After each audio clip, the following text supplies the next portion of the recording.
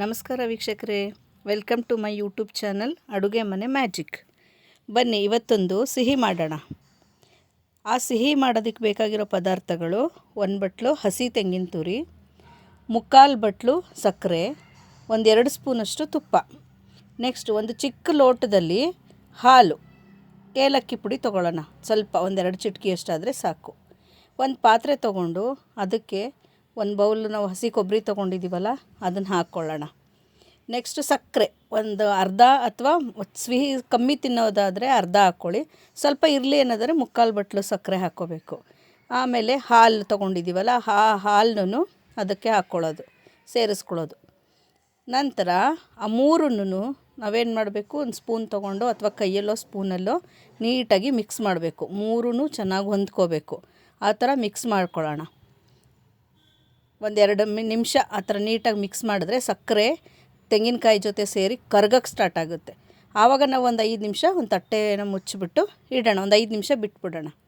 5 ನಿಮಿಷ ಆದ ನಂತರ ಸ್ಟವ್ ಹಚ್ಚಿ ಆಗ ಮಿಕ್ಸ್ ಮಾಡಿರೋ ಪಾತ್ರೆನ ಇಟ್ಬಿಟ್ಟು ಸ್ಟವ್ ಮೇಲೆ ಇಟ್ಟು ಕೈನ ಬಿಡದಾಗೆ ಅದನ್ನು ಕೆದಕ್ತಾನೇ ಇರಬೇಕು.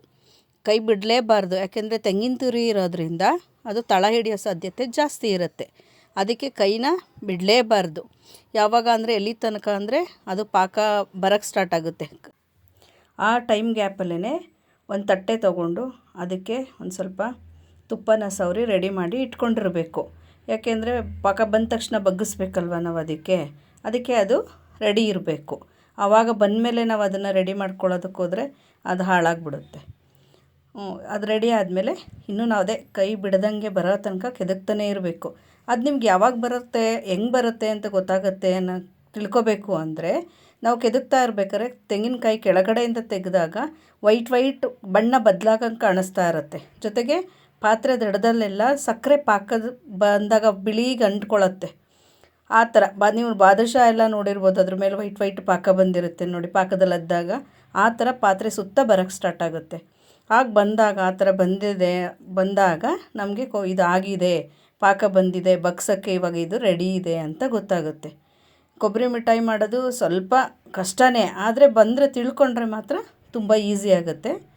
ಈಗ ಅಷ್ಟು ಕೆದಕಿ ಇನ್ನೇನು ಪಾಕ ಬರ್ತಾಯಿದೆ ಅನ್ನೋ ಟೈಮಲ್ಲಿ ಏಲಕ್ಕಿ ಪುಡಿ ಇಟ್ಕೊಂಡಿರ್ತೀವಲ್ಲ, ಏಲಕ್ಕಿ ಪುಡಿನೂ 1 ಸ್ಪೂನಷ್ಟು ತುಪ್ಪ ಸಾಕಾಗುತ್ತೆ. ನಾವು ತಗೊಂಡಿರೋ ಕ್ವಾಂಟಿಟಿ ಇವಾಗ ಕಮ್ಮಿ ಇದೆಯಲ್ಲ, ಅದಕ್ಕೆ ಅಷ್ಟೇ ಸಾಕು.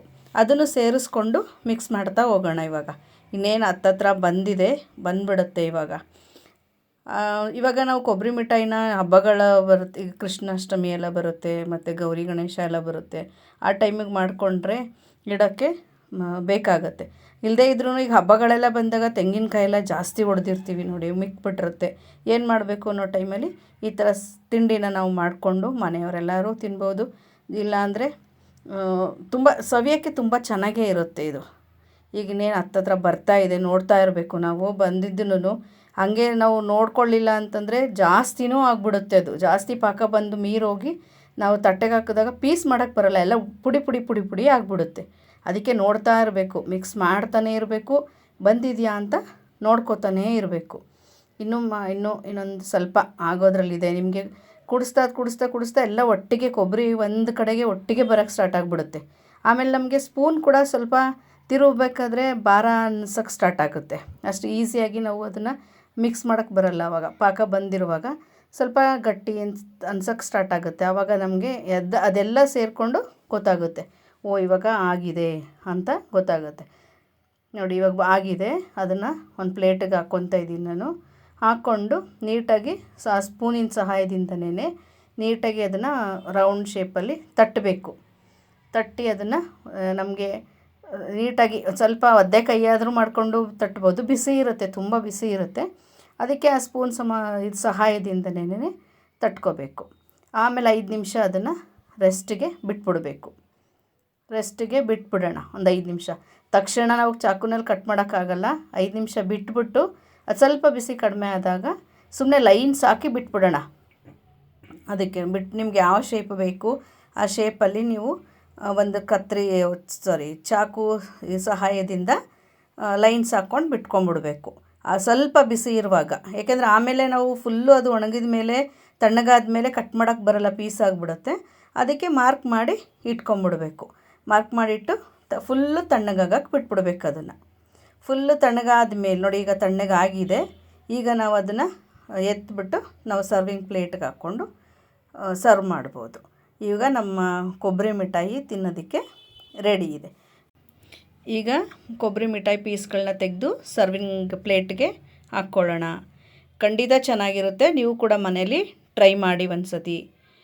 ಈ ವಿಡಿಯೋ ನಿಮ್ಗೆ ಇಷ್ಟ ಆಗಿದ್ದರೆ ಸಬ್ಸ್ಕ್ರೈಬ್ ಮಾಡಿ, ಶೇರ್ ಮಾಡಿ, ಹಾಗೆ ಒಂದು ಲೈಕ್ ಕೂಡ ಕೊಡಿ. Thank you for watching.